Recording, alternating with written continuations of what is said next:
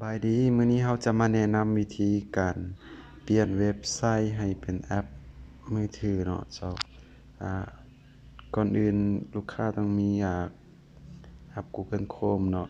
เราจะลงเข้าไปผ่านGoogle Chrome แล้วเลือกเว็บไซต์ที่ว่าเราอยาก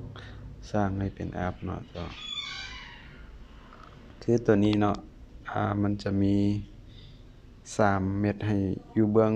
ขวาถึงสุดเนาะแล้วคลิกตัวนี้ออกมาแล้วคลิกที่ว่าเพิ่มลงในหน้าจอหลักเนาะคลิกเพิ่มแล้วมันจะให้เราเปลี่ยนชื่อเนาะเปลี่ยนชื่อเลยเนาะใครดี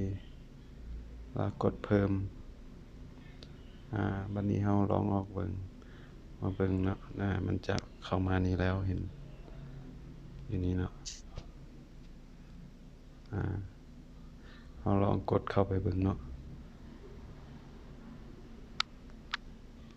มันจะลิงก์เข้ามาเลยเนาะง่ายๆเนาะขอบใจ